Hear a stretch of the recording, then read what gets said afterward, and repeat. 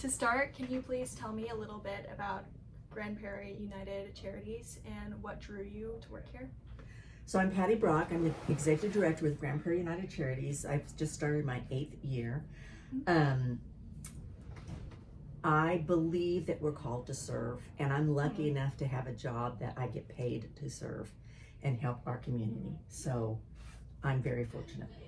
For people who may not be familiar with the mission, can you tell us a little bit about your organization and how you help our community? So Grand Prairie United Charities is the oldest, largest charity in Grand Prairie. We were founded in 1955. Okay. We do 2 things today. We have a food pantry that our community can access every 30 days, and we do emergency financial assistance, primarily with utilities. How does your organization step in to meet the needs of the community?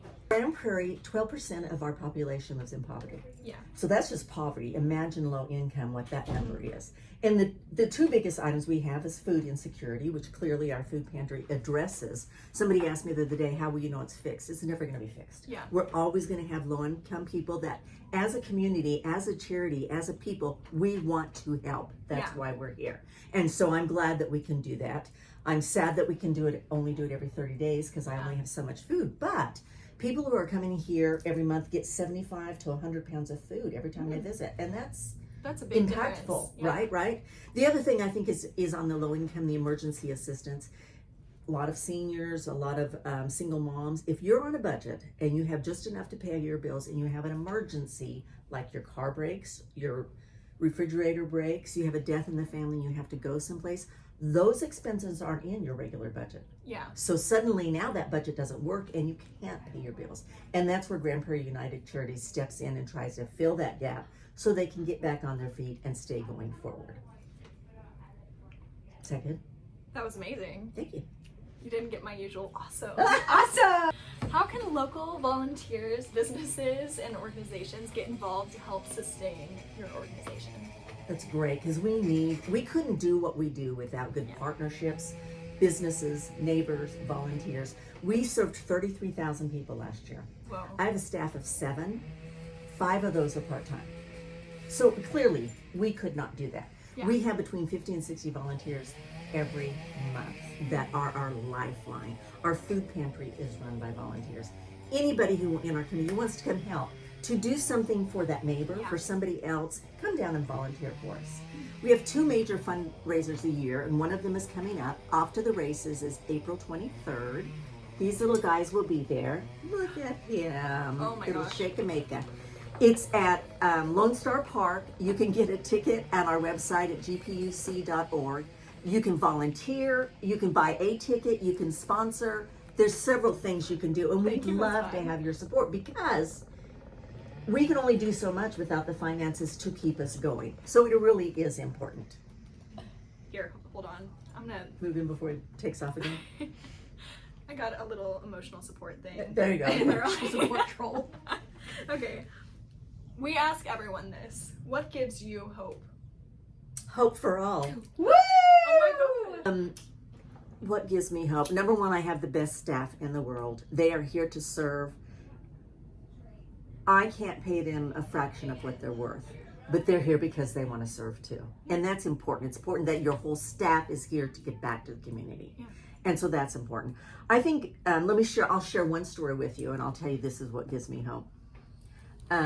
We had a family in not too long ago, a mother and 2 kids, 5 and 7-year-old boys.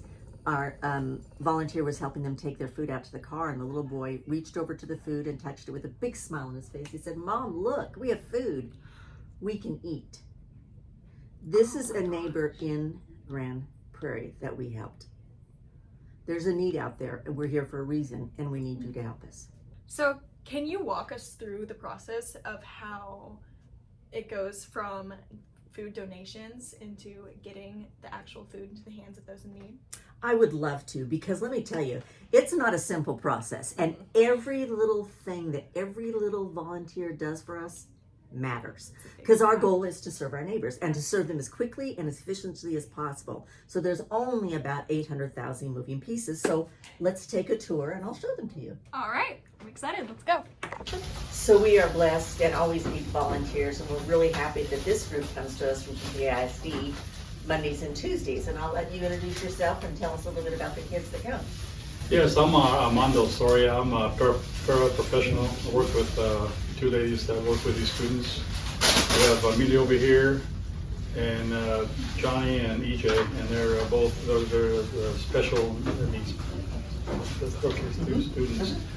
And they work here. They come here every Monday and Tuesday in the morning to work bagging the Starbucks and candy. And we do this. We've done this for the whole year. In fact, I think started last year.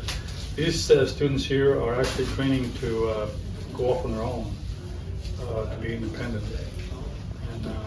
And so we're training. We take them to various sites to get their training so they can go out in the world and be productive. We're glad they could be part of serving us here.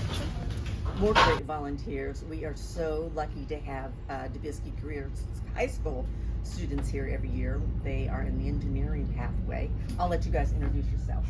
I'm Jacob. I'm Andrew. We get a variety of them 5 days a week if there's school and no breaks and whatnot like that. They work a lot with us in the pantry as well as here in the warehouse, and we really appreciate all they do for us. So this is the beginning of the process. This is our operations manager, Dominic Livero, who is a magician and keeps everything in here running, which is no small feat. We have a box truck that goes out 5 days a week and picks up donations. Walmart, Target, the new BJ's, we're gonna get donations from several, and they bring it here. Dom and his crew then unload it. In the food pantry world, everything is weighed. Everything's weighed in by what the item is, and everything's weighed out that we give away. So this is where everything starts with Dom. We have an umbrella contract with North Texas Food Bank, who manages those retail, they're called retail partners for us. And then we also have the ability to access one of their subdivisions, Crossroads, if we need to buy food to fill this place up. Because every family gets rice, beans, pasta, canned vegetables, canned fruit, condiment, a baked good, and that is about 25 pounds. Dominic and his crew put that together ahead of time so that when we get to the food pantry, that just goes out and the food pantry workers can put together what is left. If you notice, Dom has everything arranged by type, so it's easy to see where it is, to get together and get in the boxes. You can see all those labels. Fruit. Next stop, the food pantry. Okay, let's go. Once everything comes in, if it needs to be in the shelf, doesn't belong in the warehouse, it needs a shelf refrigerator, it comes in here. Every week we go get a donation from Little Caesars. Look how much food that is. We are one of 2 food pantries in all of DFW that gets Starbucks. They went on a big no waste a few years ago. Everybody gets 1 to 2 of these packages, and one thing that's in there we get a lot of is the breakfast sandwiches, which I think is great for moms, kids at school, pop one of those things. You have a good breakfast, not just yucky. If you come around this corner, all of these are freezers. If anything we can't keep in the refrigerator, we put in freezers. We date it so we know what goes out next. Our bread we even freeze because it makes it last that much longer. So that's the goal there. If we go this way, this is where the magic finally happens.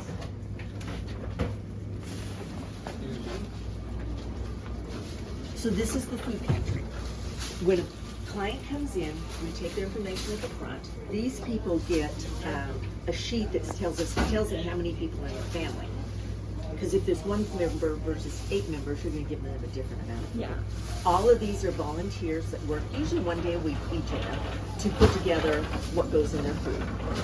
This is Mark, Feature. Doretha. Hi. I'm Anita. If you'll notice behind them, this is where all the refrigerated food goes. So deli, sandwiches, cookie dough, produce, any of that, they gather it then, put it together to weigh it, and take it out to the client out front. Next, on our Happiness Road.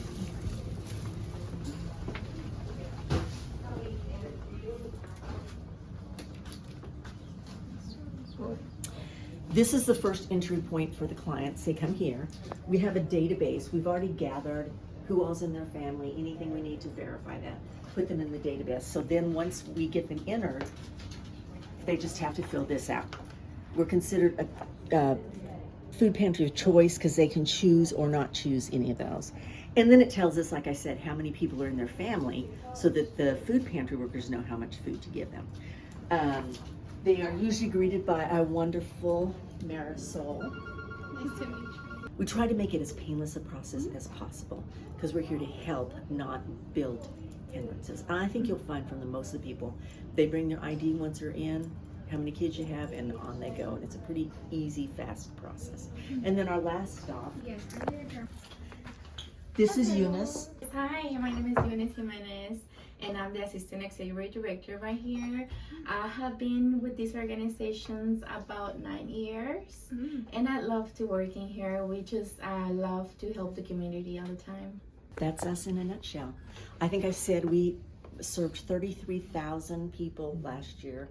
We distributed about 616,000 pounds or dollars in food and or emergency assistance, and we need our community to continue to support and help us as much as they can. Thank you guys both for everything.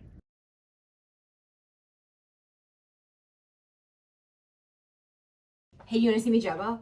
Yes, Okay. obviously. I'm really good. I'm really good. Run it back. I did this in college. I don't have to be good at everything. You know what? It's okay. Off to the races! That's not even how Hopefully we don't get copyrighted for that. Ooh, oh, okay. We're getting into it now. Get your tickets, get your tickets. It's $20 for each of these. Help a good cause. Okay, I want a picture of us.